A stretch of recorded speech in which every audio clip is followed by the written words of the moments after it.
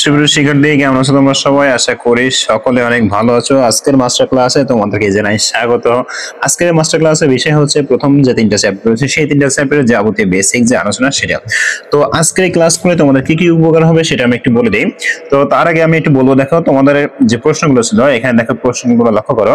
এই 11টা প্রশ্ন কিন্তু তোমাদের ছিল গত কয়েকদিন যাবত। যবে থেকে আমি বলেছি যে খুব শীঘ্রই আসতে চলেছে মাস্টার ক্লাস।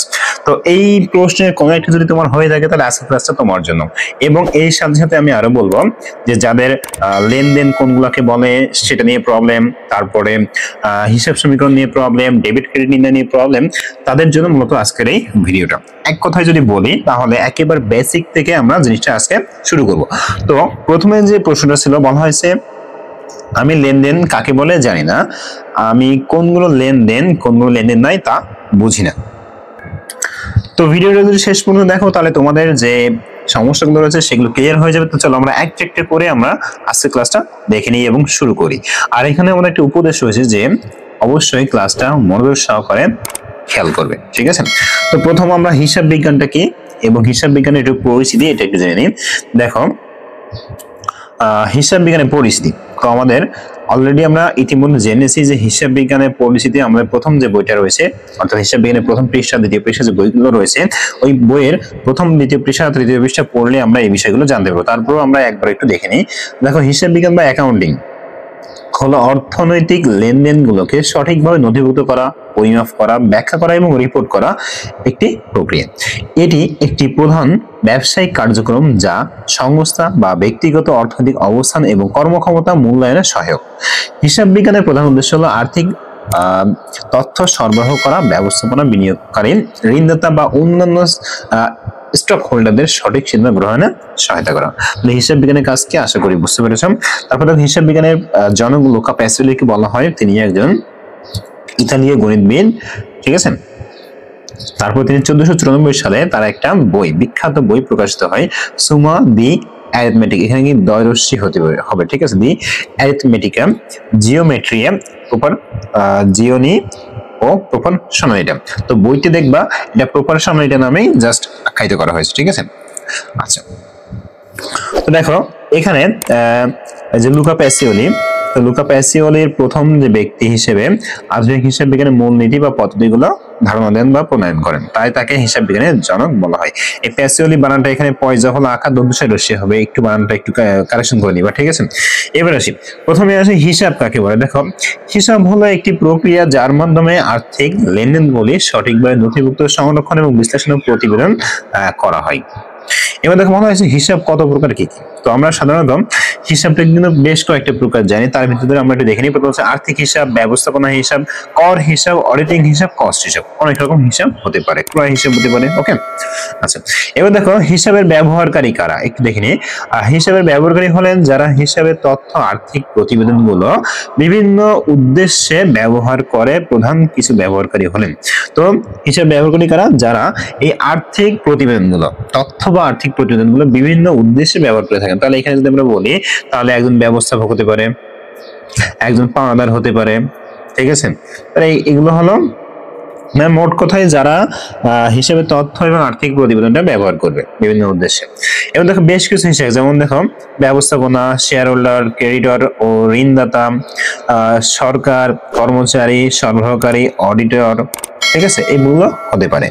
এবার আসি, দেখো বলা হচ্ছে হিসাবের ব্যবহারকারী কত ভাগে ভাগ করা যায়। তো আমরা জানি হিসাবের ব্যবহারকে আমরা সাধারণত দুইটা ভাগে ভাগ করি, একটা হলো অভ্যন্তরীণ আর একটা হচ্ছে বহিরাগত।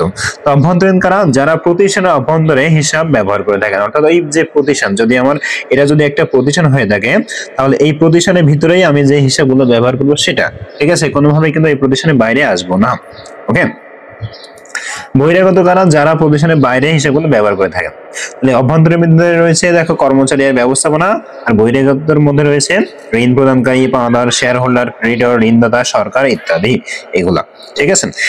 এবার আসি তোমাদের একটা একটা করে যে প্রশ্ন সেগুলো প্রশ্নের সমাধান করে দিতে। ফার্স্ট প্রশ্ন, আমি লেনদেন কাকে বলে জানি না এবং এর সাথে আমি কোনগুলো লেনদেন নয় তা বুঝি না। তো চলো আমরা একটা নজরে প্রথম দেখে আসি লেনদেন কাকে বলে। দেখো, লেনদেন হলো দুটি পক্ষের মধ্যে পণ্য, পরিষেবা বা অর্থের আদান প্রদান। ঠিক আছে, দুইটা পক্ষের মধ্যে হতে পারে পণ্য, কোনো একটা সেবা বা কোনো একটা অর্থ তার আদান প্রদান, এটাই হলো মূলত লেনদেন। তো দেখো এখানে বলা হয়েছে আর্থিক ক্ষেত্রে অর্থনৈতিক ক্ষেত্রে এটি বিশেষভাবে আর্থিক মূল্যের লেনদেনকে নির্দেশ করে। যেমন যদি আমি বলি একটি দোকান থেকে কোনো কেনা, একটি দোকান থেকে 5,000 টাকার পণ্য ক্রয়, ঠিক আছে, তাহলে এই কথাটা জাস্ট বাদ যাবে।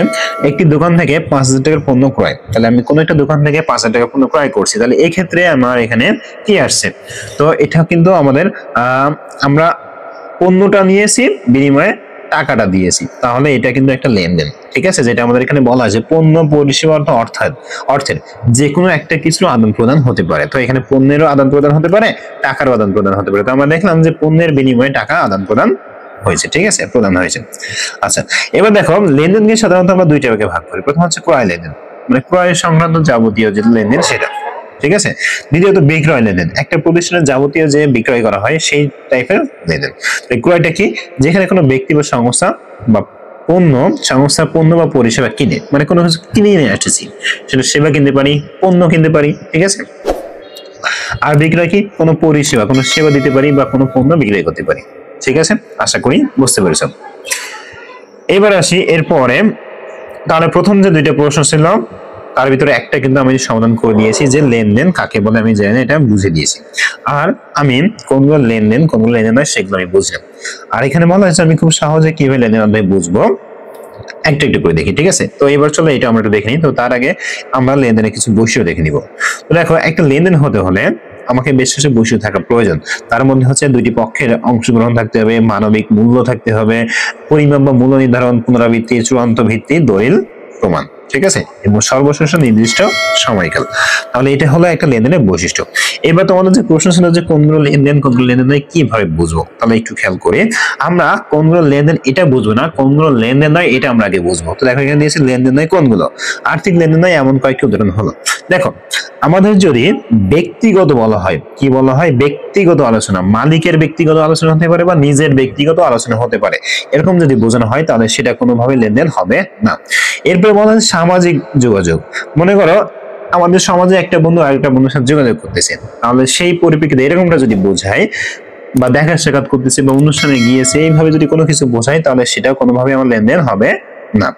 এরপর বলা যে খেলায় অংশ, আমাদের পাড়ায় বা আমাদের এলাকায় বা আমাদের ক্লাবে বিভিন্ন খেলাধুলা হতে পারে, ঠিক আছে, তো সেখানে কোনো প্রতিযোগিতা হচ্ছে, ঠিক আছে, তো সেখানে সেই প্রতিযোগিতায় যদি কোনো প্রকার আদান প্রদান হয় তাহলে এটা কিন্তু লেনদেন হবে না। কারণ কি, কারণ এই কারণটা আমি জাস্ট সর্বশেষে বলবো। তো এইটা কিন্তু লেনদেন হবে না, ঠিক আছে। এরপর স্বেচ্ছাসেবীর কাজ, মনে করো আমি একজন স্বেচ্ছাসেবী, মানে আমি আমার ভালো লাগে মানুষকে উপকার করতে, তো আমার মনে হয়েছে কোন একজন গরিব ব্যক্তি তাকে আমি 500 টাকা দান করি, তো তাকে 500 টাকা দান করছি, ঠিক আছে, তাহলে এটাও কিন্তু কোনোভাবে লেনদেন হবে না, ঠিক আছে।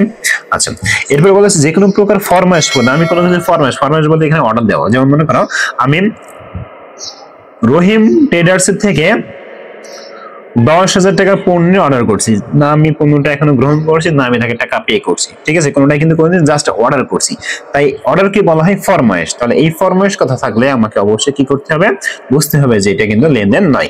তবে একটা কথা এখানে আছে, যদি বলা হয় যে ফরমাইশ অনুযায়ী ক্রয় করা বা ফরমাইশ অনুযায়ী পণ্য বিক্রয় করা তাহলে কিন্তু সেটা লেনদেন। কারণ কি বলা হয়েছে, ফরমাইশ অনুযায়ী কথাটা এখানে আমাকে বলা হয়েছে, ঠিক আছে। আচ্ছা, এরপরে আসি যে কোনো প্রকার নিয়োগ, আমার প্রতিষ্ঠানে এখন এই মুহূর্তে কর্মী লাগবে, আমি কর্মী নিয়োগ দিয়েছি, কর্মীকে এখনো কিন্তু কোনো প্রকার বেতন পরিশোধ করিনি, সুতরাং এটা লেনদেন নয়, ঠিক আছে।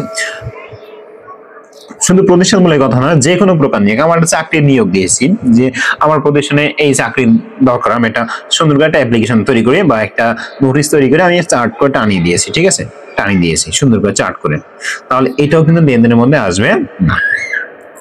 এবার আসি চুরি, মনে করো আমি প্রতিষ্ঠান থেকে চলে যাচ্ছি বা বাসায় ফিরতেছি, দিন শেষে বাসায় ফিরতেছি, আমার কাছ থেকে 50 টাকা বা 500 টাকা চুরি হয়ে গেছে, তাহলে এটাও কিন্তু কোনোভাবে আসবে না।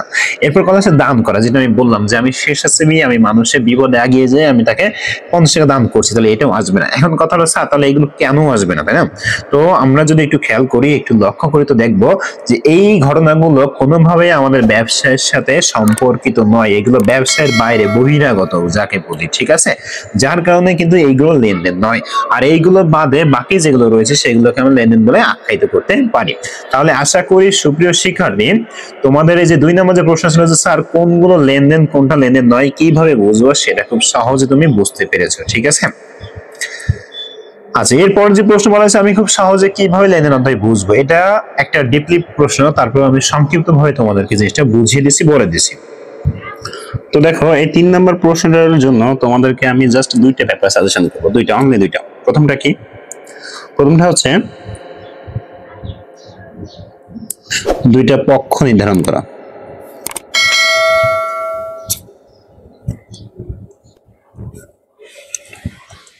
ঠিক আছে, কি বললাম? প্রথম বলছি 2টা পক্ষ নির্ধারণ, আর 2টা নাম্বার হচ্ছে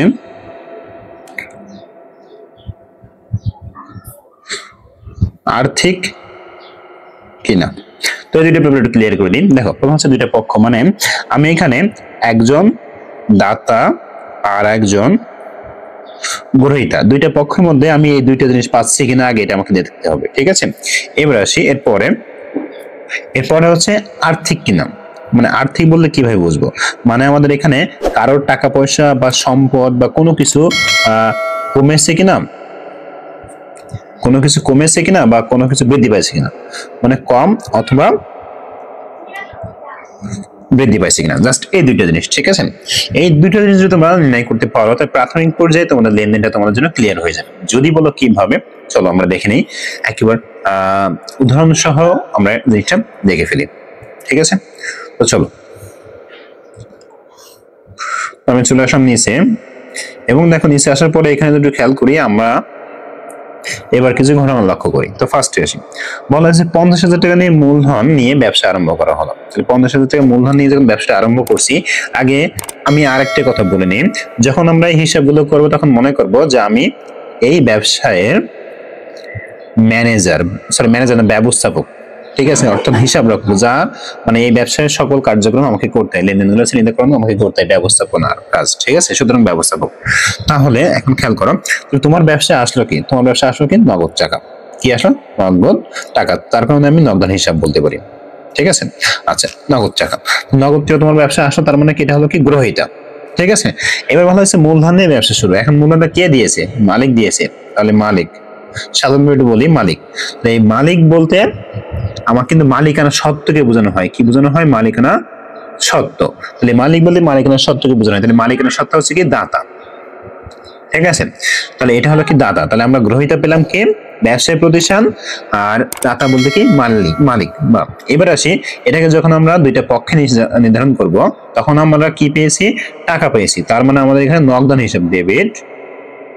এবার আসি, টাকাটা কিভাবে পেয়েছি? মালিকের পক্ষ থেকে। তাহলে মালিকের পক্ষ থেকে যখন কিছু পাওয়া হয় তখন তাকে আমরা বলি কি? মূলধন হিসাব, ঠিক আছে? এবার একটু খেয়াল করি, দেখো আমি তোমাদের আরো একটা কথা বলছিলাম, 2টা পক্ষ, তো 2টা পক্ষ কিন্তু আমরা পেয়ে গেছি। এবার বলছিলাম আর্থিক। এবার দেখো, যখন মালিক যখন টাকা দিচ্ছে তখন ব্যবসায় কিন্তু 50,000 টাকা বৃদ্ধি পাচ্ছে, ঠিক আছে? ব্যবসায় কিন্তু 50,000 টাকা বৃদ্ধি পাচ্ছে, ওকে? তাহলে আশা করি এটা বুঝতে পেরেছো। ঠিক একইভাবে যখন ব্যবসায় 50,000 টাকা বৃদ্ধি পায় তখন মূলধন স্বরূপ হিসেবে মালিকের 50,000 টাকা কিন্তু আবার বৃদ্ধি পায়। তাহলে আমরা এখানে 2টা পক্ষ পেলাম, এবং আর্থিক যে পরিবর্তন, অর্থাৎ কোনটা বৃদ্ধি পেলো কোনটা হ্রাস পেলো, সেটা কিন্তু আমরা পেলাম। তার মানে আমরা নিশ্চিন্তে বলতে পারি এটা হলো আমার লেনদেন। ঠিক একইভাবে যখন আমরা নগদে পণ্য ক্রয় করতেছি, তাহলে আমরা আসতেছে কি? আমাদের আসতেছে পণ্য, অর্থাৎ পণ্য মানে কি? ক্রয় করছি, তাহলে ক্রয় হিসাব ডেবিট। আর আমাদের চলে যাচ্ছে কি? নগদ, তাহলে নগদ হিসাব ক্রেডিট। তাহলে এখানে কিন্তু আমরা 2টা হিসাব পেয়ে গেলাম, একটা হলো ক্রয় হিসাব, একটা হলো কি? নগদান হিসাব। তাহলে আমরা ব্যবসায় আসছে কি? পণ্য, আর চলে যাচ্ছে কি? নগদ টাকা। তাহলে দেখো, একটা চলে যাচ্ছে, একটা আসছে, ওকে? তাহলে আশা করি এটাও বুঝতে পেরেছো। তার মানে এটাও আমার কি হবে? একটা লেনদেন। এরপরে আসি, বলা হচ্ছে একজন পাওনাদারকে আমি 10,000 টাকা পরিশোধ করছি। কেউ আমার কাছে টাকা পেতো, এখন আমি সেটা পরিশোধ করে দিয়েছি। তো যখন আমি টাকাটা পরিশোধ করে দিয়েছি তখন আমার কাছে যে টাকা, তার নাম কি ছিল? পাওনাদার। তাহলে পাওনাদার হিসাবটা আমার ডেবিট। নগদ টাকা পরিশোধ করতেছি, নগদ হিসাব ক্রেডিট। এবার খেয়াল করো, যখন আমি পাওনাদারকে পরিশোধ করতেছি তার মানে সে আমার কাছে আগে টাকা পেতো, এখন যখন নিয়ে নিয়েছি এখন কিন্তু পাচ্ছে না, বা টাকার পরিমাণটা কিন্তু কমে গেল, তাই না? আগে সাপোজ মনে করো আমার কাছে 12,000 টাকা পেতো, সাপোজ আমি ধরে নিই আমার কাছে 12,000 টাকা পেতো। তো 12,000 টাকা যখন পেতো, এখন আমি দিয়ে দিয়েছি 10,000 টাকা, তার মানে কি আমার দেনার পরিমাণটা পাওনাদারের পরিমাণটা কমে যাচ্ছে না? আগে পেতো 12,000, এখন পাবে 2,000, তাহলে কমে আসছে। তার কারণে এটা হলো আমার ডেবিট, আর আমার নগদ টাকা চলে যাচ্ছে, এটা হলো আমার ক্রেডিট। ঠিক আছে, আশা করি এটা খুব সুন্দরভাবে বুঝতে পেরেছো। তার মানে এটা হচ্ছে আমার কি লেনদেন। এবার আসি বলা হয়েছে, দেখো 8,000 টাকা পণ্য ক্রয়ের ফরমায়েশ প্রদান। তোমাদের দেখো লেনদেন নয় কোনগুলা নামে আমি এখানে বলেছিলাম যে কোনগুলো লেনদেন নয়, একটু খেয়াল করি কোনগুলো লেনদেন নয়। তো এর ভিতরে দেখো কিন্তু আমি উল্লেখ করে দিয়েছিলাম যে কোন প্রকার ফরমায়েশের কথা বলা হলে, ঠিক আছে, কোন প্রকার ফরমায়েশ প্রদানের কথা বলা হলে, তাহলে দেখো এখানে কিন্তু ফরমায়েশ প্রদানের কথা বলা আছে, তার মানে এটা আমার লেনদেন নয়। এরপর দেখো বলা হচ্ছে বিজ্ঞাপন বাবদ ব্যয়। আমি একটা বিজ্ঞাপন দিয়েছি, তার জন্য আমার 2,000 টাকা খরচ হয়েছে, তাহলে বিজ্ঞাপন হিসাব ডেবিট, আর আমি নগদ টাকা চলে যাচ্ছে নগদ হিসাব ক্রেডিট। ঠিক আছে, তাহলে বিজ্ঞাপন যখন দিয়েছি প্রতিষ্ঠানের জন্য উপকার হচ্ছে, আর নগদ টাকা প্রতিষ্ঠান থেকে চলে যাচ্ছে, কমে যাচ্ছে নগদ টাকার পরিমাণ। ওকে, আচ্ছা, তার মানে এটা আমার কি লেনদেন। এবার দেখো বলা হয়েছে জনাব মামুনকে মাসিক 7,000 টাকা বেতনে ম্যানেজার নিয়োগ দিয়েছে। দেখো এই যে নিয়োগের কথা, কিসের কথা? নিয়োগ। আমি কিন্তু এখানে দিয়েছিলাম যে কোনো প্রকার নিয়োগ, এই যে নিয়োগ, তাহলে এই নিয়োগের কথা যেহেতু বলা হয়েছে তার মানে এটা আমার লেনদেন নয়। এবার দেখো বলা হয়েছে ব্যবসা থেকে ব্যক্তিগত প্রয়োজনে মালিক এত টাকা উত্তোলন করলেন। এটাও তোমাকে আগে বুঝতে হবে যে ব্যবসায় থেকে যখন মালিক টাকাটা উত্তোলন করছে, হয়তো এখানে বলবে স্যার আপনি তো ব্যক্তিগত কথা বলেছিলেন যে প্রথমে, কিন্তু এখানে আরেকটা কথা রয়েছে, শুধুমাত্র ব্যক্তিগত না, এখানে দেখো ব্যক্তিগত প্রয়োজনে ব্যবসা থেকে নিয়েছে। সে যদি অন্য কোথা থেকে নিত তাহলে একটা কথা ছিল, কিন্তু সে ব্যবসা থেকে নিয়েছে, তার মানে কি ব্যবসায় নগদ টাকা চলে যাচ্ছে, নগদ টাকা কি হয়ে যাচ্ছে? চলে যাচ্ছে, কমে যাচ্ছে। তার কারণে আমার এখানে যেহেতু নিয়ে যাচ্ছে, তাহলে উত্তোলন হিসাব ডেবিট করবো, নগদ হিসাব আমরা ক্রেডিট করবো। ঠিক আছে, একেবারে সহজ ভাবে, তাহলে এটাও আমার কি হবে? লেনদেন হবে। এবার দেখো বলা হচ্ছে মালিকের ব্যক্তিগত অর্থ হতে 500 টাকা চুরি হয়েছে। যেটা আমি বললাম যে কখনো যদি ব্যক্তিগত অর্থ থেকে চুরি হয়, টাকা পয়সা চুরি হয়, তাহলে সেটা কিন্তু কোনোভাবে লেনদেন হবে না। এরপর দেখো বলা হয়েছে হাসে ব্রাদার্স হতে প্রতি মাসে 10,000 টাকা পণ্য ক্রয়ের জন্য চুক্তি সম্পাদন। এবার দেখো এখানে কিন্তু চুক্তি সম্পাদন করা হয়েছে, যে ফরমাইজ যেমন একটা প্রক্রিয়া, ঠিক তেমনি চুক্তি সম্পাদনের একটা প্রক্রিয়া। সুতরাং এটাও আমাদের এখনো কি হবে না? লেনদেন হবে না। কেন হবে না আমি বলে দিই, কারণ আমি চুক্তি করছি যে ঠিক আছে আপনার প্রতিষ্ঠান থেকে প্রত্যেক মাসে আমি নিব, পণ্য নিব, কিন্তু এখনো নেইনি, ব্যাপারটা হলো এরকম। এবার দেখো বলা হয়েছে 10,000 টাকা মূল্যের পণ্য হানি ট্রেডার্সের নিকট ধারে বিক্রয়। আমি যখন ধারে বিক্রয় করছি, খেয়াল করো, তখন আমার কিন্তু দেনাদারের পরিমাণ বৃদ্ধি পাইছে, মানে কি আমি লোকের কাছে টাকা পাবো। ঠিক আছে, আর একদিকে আমার বিক্রয় হিসাবটা চলে যাচ্ছে, অর্থাৎ পণ্যটা চলে যাচ্ছে, তাহলে একদিকে আমার দেনাদারের পরিমাণ বৃদ্ধি পাইছে, আমি লোকের কাছে টাকা পাবো, যেটাকে আমি সম্পদ বলি, আর বিক্রয়ের পরিমাণটা আমার কমে গেল, মানে বিক্রয়ের পরিমাণ বৃদ্ধি পাইছে, যেটাকে আমরা আয় বলি। ঠিক আছে, তাহলে আমি একটা পক্ষ পেলাম দেনাদার, একটা পক্ষ পেলাম বিক্রয়। ঠিক একইভাবে আমার এখান থেকে প্রতিষ্ঠান থেকে পণ্য চলে যাচ্ছে, অন্যদিকে আমার সম্পদ, আমি লোকের কাছে টাকা পাবো, সেটা আমাকে বৃদ্ধি পাচ্ছে। তার মানে এটা আমার কি অবশ্যই লেনদেন। ঠিক আছে, তো সুপ্রিয় শিক্ষার্থী দেখো আমি খুব সহজে, খুব ইজিলি তোমাদের কিন্তু জিনিসটা বুঝিয়ে দিলাম, করিয়ে দিলাম। আশা করি এই যে ব্যাপারটা, এখানে আর কোন রকম সমস্যা তোমাদের থাকার কথা না। ওকে, এবার বলা হয়েছে আমি হিসাব সমীকরণ কি বা কি কাজে লাগে আমি জানি না, তো আমি একটু বলি হিসাব সমীকরণ কি কাজে লাগে। একটা প্রতিষ্ঠানের সম্পদ কতটুকু আছে এবং দায় ও মালিকানা সত্ত্ব কতটুকু আছে, এই দুইটা ব্যালেন্স করতে, সমান সমান করতে মূলত হিসাব সমীকরণের প্রয়োজন হয়ে থাকে। এবার বলা হয়েছে আমি হিসাব সমীকরণে কোনটি কোথায় বসবে তা জানি না। তো হিসাব সমীকরণের এখানে কিন্তু বেশ কয়েকটা উপাদান থাকে, যেমন উপাদানগুলো যদি আমি তোমাদেরকে একটু বলি, প্রথমটা হচ্ছে কি আয় থাকে, দায় থাকে, ব্যয় থাকে, সম্পদ থাকে, মূলধন বা মালিকানার সত্ত্ব থাকে। ঠিক আছে, এইগুলো মূলত থাকে, এই পাঁচটা মূলত আমাদের মেইন উপাদান, এই পাঁচটা গুলো থাকে। এখন এটা আসলে কোনটি কোথায় বলবো এটা আমরা জানি না, তো আমি ক্লিয়ার করে দিচ্ছি। দেখো মনে রাখবা, শুধুমাত্র দুইটা মনে রাখবা। সম্পদ অর্থাৎ সম্পদটা হচ্ছে আমার বাম পাশে বসে, এবং এইটা সমান সমান বাকি যেগুলো রয়েছে, যেমন দেখো আয়, দায়, ব্যয় এবং মালিকানার সত্ত্ব, এইগুলো হবে। ঠিক আছে, এইগুলো বাকি, মানে আদার। তাহলে কি বললাম, সম্পদের সাথে কম্পেয়ার করা হবে বাকি যেগুলো আছে সেগুলো, সেটা হতে পারে দায়, হতে পারে আয়, হতে পারে ব্যয়। তার মানে আমরা বলতে পারি এ ইজ ইকুয়াল টু, একটু ক্লিয়ার করে দেই, তার মানে আমরা এখানে বলতে পারি A is equal to L plus O E. এখানে কেমন, এ মানে সম্পদ, এল মানে দায়, আর ও ই মানে হলো মালিকানার সত্ত্ব। মালিকানার সত্ত্বের মধ্যে কি কি থাকে, মূলধন থাকে, উত্তোলন থাকে, আয় এবং ব্যয় থাকে, ঠিক আছে। আর এল মানে হলো কি দায়, যাবতীয় দায়। আশা করি এটা তোমাদের ক্লিয়ার হয়েছে। এবার ভালো হয়েছে, আমি হিসাব সমীকরণের কয়টি ছক কাটবো এটাও আমি জানি না, ঠিক আছে। তো এটাও আমি ক্লিয়ার করে দিচ্ছি। আরেকটা হচ্ছে বলা হয়েছে যে আমি হিসাব সমীকরণে কোনটি বৃদ্ধি পাবে কোনটি হ্রাস পাবে সেটাও আমি বুঝি না। আর সর্বশেষ কিভাবে খুব সহজেই আমি হিসাব সমীকরণের যে প্রভাবিত সমস্যাগুলো সেগুলো দূর করব। তো চলো, আমার এখানে যে কটা প্রশ্ন রয়েছে আমি একবারে তোমাদের প্রশ্নগুলো সহজ করে দিই এবং জিনিসটা বুঝিয়ে দিই। তো দেখো, খেয়াল করো।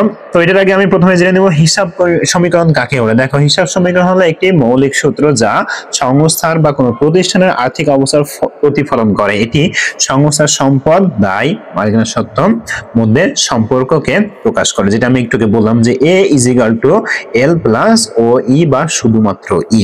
ওকে, এখন দেখো এ ইজ ইকুয়াল টু মানে হলো কি সম্পদ, এল তে মানে দায়, আর ও ইতে হচ্ছে অনার্স সিকিউরিটি অর্থাৎ মালিকানা শর্ত। ওকে, আচ্ছা এবার একটু খেয়াল করি। দেখো এখানে বলা হচ্ছে যন্ত্রপাতি ক্রয় করা হয়েছে 10,000 টাকা, এটি নগদ অর্থের মাধ্যমে পরিশোধ করা হয়েছে।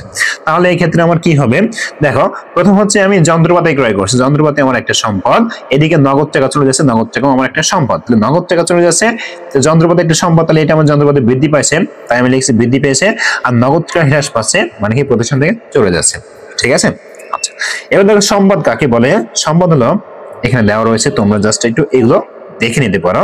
দায় কাকে বলে, এখানেও এগুলো দিয়ে দিয়েছি, দেখে নিতে পারো। মালিকানার সত্ত্ব কাকে বলে, এখানেও এগুলো আমি দিয়ে দিয়েছি, এগুলো তোমরা দেখে নিতে পারো, ঠিক আছে।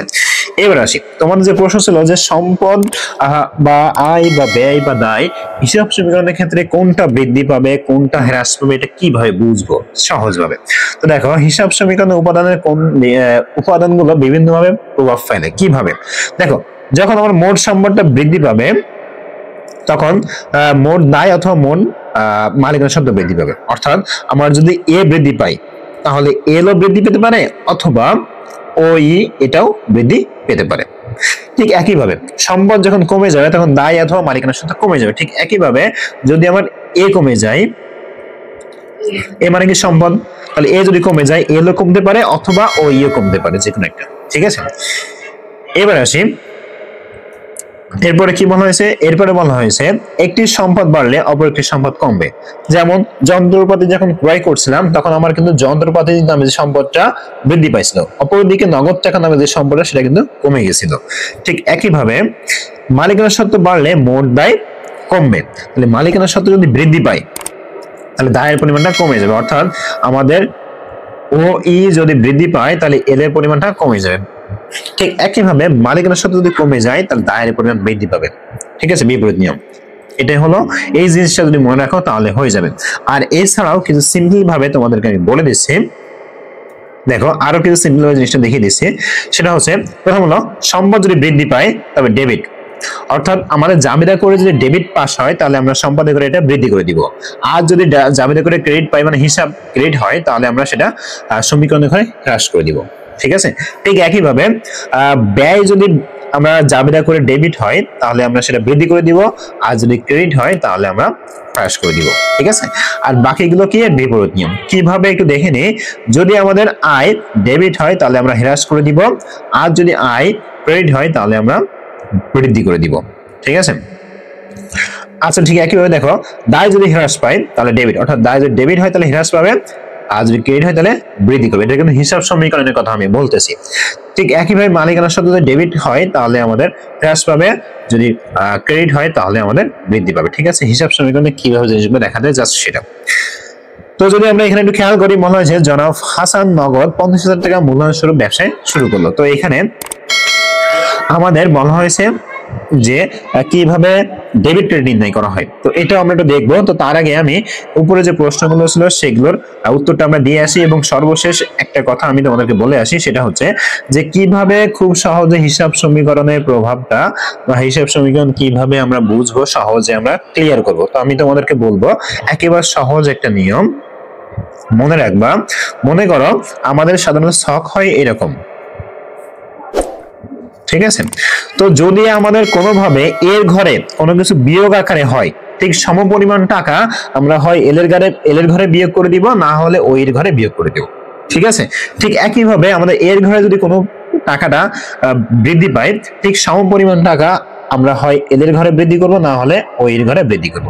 জাস্ট এইটুকু যদি তুমি বুঝতে পারো তাহলে তোমার হিসাব সমীকরণ তোমার জন্য ক্লিয়ার, সহজ। এখন এটা জাস্ট আমাকে বুঝে নিতে হবে যে কোনটি কোন পরিপ্রেক্ষিতে বৃদ্ধি পাবে। তো সেটাও আমি দেখিয়ে দিব, নিচে আমাদের একটা শীট আকারে দেওয়া রয়েছে, ওটা যদি খেয়াল করো অবশ্যই ওটাও বুঝতে পারবে। তো খেয়াল করো তাহলে এবার আমরা দেখে নিব যে আরেকটা জিনিস প্রশ্ন তোমাদের ছিল এবং গুরুত্বপূর্ণ একটা প্রশ্ন ছিল, সেটা একটু দেখে নিই।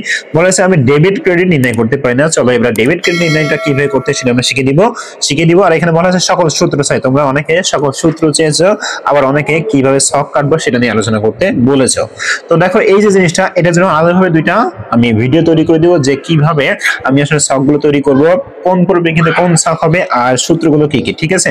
তো আমরা জাস্ট আজকে ডেবিট ক্রেডিটটা নির্ণয় করে আমরা আজকের ক্লাসটা শেষ করব এবং আজকের বেসিকটা শেষ করব। তো খেয়াল করো ডেবিট ক্রেডিট নির্ণয় করার ক্ষেত্রে এখানে আমি দেখো দিয়েছি, চলো এবার কিছু ডেবিট ক্রেডিট নির্ণয় করি। কিভাবে আসি, যা আসবে তার ডেবিট, যা চলে যাবে তার ক্রেডিট, ঠিক আছে? অথবা একটা কথা বলতে পারি, যা বৃদ্ধি পাবে তার ডেবিট, যা কমে যাবে তার ক্রেডিট। এইভাবেও আমরা কিন্তু ভাবতে পারি। যদি বলি 50,000 টাকা নিয়ে যখন মূলধন 50,000 টাকা নিয়ে যখন ব্যবসা শুরু করতেছি, তখন কি আছে দেখুন, ব্যবসায় আমার নগদ টাকা আসছে, যার কারণে নগদ হিসেবে ডেবিট। আর যখন মালিকের পক্ষ থেকে কোনো কিছু আসে তখন আমরা সেটাকে মূলধন হিসেবে বলে সেটা আমরা ক্রেডিট আকারে বসিয়ে দিই। এটা জাস্ট একটু মনে রাখতে হবে, ঠিক আছে? এবার দেখো বলা হয়েছে অফিসের জন্য আসবাবপত্র ক্রয় করছি। তাহলে অফিসে আসলো কি? আসবাবপত্র, তাহলে আসবাবপত্র হিসাব ডেবিট। এবার যখন আমি ক্রয় করছি তখন আসবাবপত্রের পরিপ্রেক্ষিতে আমি তাকে কি দিছি? নগদ টাকা দিছি, নগদ টাকা চলে যাচ্ছে, যার কারণে নগদ হিসাব ক্রেডিট। এবার আসি কর্মচারীকে বেতন, তাহলে কর্মচারীকে কি দিচ্ছি? বেতন দিচ্ছি, তাহলে আসতেছে কি আমার বেতন হিসাব। কর্মচারী আমার থাকতেছে প্রতিষ্ঠানে, তাকে আমি কি দিচ্ছি? বেতন দিচ্ছি, বেতন হিসাব আমার ডেবিট। আর আমার প্রতিষ্ঠানে কি চলে যাচ্ছে? নগদ টাকা চলে যাচ্ছে, তাই আমার প্রতিষ্ঠানে নগদ টাকা ক্রেডিট। এবার আসি পণ্য ক্রয় করছি, তাহলে ক্রয় হিসাব আমার ডেবিট। আসছে কি? পণ্য। আর পণ্যটাকে যখন নিয়ে আসি তখন ক্রয় হিসাব নামে লিখি, তাহলে ক্রয় হিসাব ডেবিট, নগদ হিসাব ক্রেডিট। প্রতিষ্ঠান থেকে নগদ টাকা চলে যাচ্ছে, তাই দেখো দিয়েছি ক্রয় হিসাব ডেবিট, প্রতিষ্ঠানে আসছে ক্রয় হিসাব মানে পণ্য আসছে, আর প্রতিষ্ঠান থেকে চলে যাচ্ছে কি? নগদ হিসাব মানে নগদ টাকা চলে যাচ্ছে। এরপর দেখো ব্যাংকে আমি জমা দিয়েছি, এই জিনিসটা তোমাকে বুঝতে হবে। একদিকে ব্যাংক কিন্তু আমাদের সম্পদ, ঠিক আছে? তাহলে ব্যাংকে যখন জমা দিয়েছে তাহলে ব্যাংক একটা সম্পদ, ব্যাংক একটাকে আমার সম্পদ বৃদ্ধি পাচ্ছে। আবার অন্যদিকে খেয়াল করি আমার নগদ টাকা প্রতিষ্ঠান থেকে চলে যাচ্ছে, এটাও আমার সম্পদটা হ্রাস পাচ্ছে। তার মানে আমরা এখানে বলতে পারি ব্যাংক হিসাবে আমার ডেবিট, নগদ হিসাবে আমার ক্রেডিট। জাস্ট এটাই, ব্যাংক হিসাব ডেবিট, নগদ হিসাব আমাদের ক্রেডিট, ঠিক আছে? আচ্ছা, এরপর দেখো বলা হয়েছে পণ্য বিক্রয় করা হলো 18,000 টাকা। তাহলে পণ্য যখন বিক্রয় করছি, বিক্রয় করলে আমরা কি পাই? টাকা পাই। তার নগদ হিসাব আমার ডেবিট, আর বিক্রয় করছি কি? পণ্য, তার বিক্রয় হিসাব আমাদের ক্রেডিট। তাই দেখো আমি এখানে দিয়েছি নগদ হিসাব ডেবিট, বিক্রয় হিসাব আমাদের ক্রেডিট, ঠিক আছে? তো আশা করি ডেবিট ক্রেডিট নির্ণয়ে তোমাদের কোনো সমস্যা হবে না। মনে রাখবা যা আসবে তা আমাদের ডেবিট, অর্থাৎ যা গ্রহণ করবো তা আমরা ডেবিট, যা প্রদান করবো তা আমাদের ক্রেডিট। জাস্ট এইভাবে যদি মনে রাখো। তারপরেও তোমাদের কথা বিবেচনা করে দেখো এখানে আমি বেশ কিছু লেনদেন, এখানে তার ডেবিট ক্রেডিট এবং সেটা হিসাব সমীকরণের কিভাবে বৃদ্ধি করে বা কিভাবে কমে যায়, কোন উপাদানের উপর কি প্রভাব ফেলে, সবকিছু কিন্তু এখানে আমি দিয়ে দিয়েছি। তোমরা যদি দেখে নাও তাহলে অবশ্যই খুব সুন্দরভাবে বুঝতে পারবে, ঠিক আছে? আর যদি এই 10 পাতার এই শীটটা তোমাদের প্রয়োজন হয়ে থাকে তাহলে আমাদের ফেসবুক পেজ রয়েছে MMIC টেক, তো সেখানে তোমরা যোগাযোগ করতে পারো। তোমাদের এটার ফি দিতে হবে অনলি 20 টাকা, ঠিক আছে? যদি 20 টাকা তোমরা প্রদান করতে পারো তাহলে আমি তোমাদেরকে এই শীটের PDF ফাইলটা তোমাদেরকে দিয়ে দিব। অবশ্যই মেল, ওখানে পেমেন্ট মেল অ্যাকাউন্টটা দিতে হবে, তাহলে আমি দিয়ে দিতে পারবো, ঠিক আছে? যদি কারো প্রয়োজন হয় তাহলে অবশ্যই ফেসবুক পেজে মেলটা দিতে পারো, সাথে তোমাদের 20 টাকা কিভাবে দিবে সেটা আমি বলে দিব, ওকে? তো দেখো এখানে আমি অনেকগুলো দেখো লেনদেনে আমি এখানে দিয়ে দিয়েছি, তোমরা যদি লক্ষ্য করো। তো এই লেনদেনগুলো তোমরা যদি একটু খেয়াল করো তাহলে দেখবা এই ডেবিট ক্রেডিট নির্ণয়ের আর কোনো রকম সমস্যা তোমাদের যে ফিল করো সেগুলো থাকবে না, ঠিক আছে? তো এখানে দেখো দিয়ে দিয়েছি, এটা কিন্তু জাস্ট 25, এটা কিন্তু 2 নম্বর হবে না, 25 নম্বর, ঠিক আছে? একেবারে সহজভাবে আমি কিন্তু এখানে অনেকগুলো দিয়ে দিয়েছি, তো যদি একটু খেয়াল করো তাহলে খুব সহজে এটা হয়ে যাবে, ঠিক আছে? আশা করি আজকের ক্লাসটা খুব সুন্দরভাবে তোমরা বুঝতে পেরেছো এবং তোমাদের যে প্রশ্নগুলো ছিল, তোমাদের যে বেসিকগুলো ছিল, যে সমস্যাগুলো ছিল সেগুলো আশা করি খুব সুন্দরভাবে আমি দূর করিয়ে দিতে পেরেছি। সবাই ভালো থাকো, সুস্থ থাকো এবং আমাদের চ্যানেলের সঙ্গে থাকো। ধন্যবাদ সবাইকে।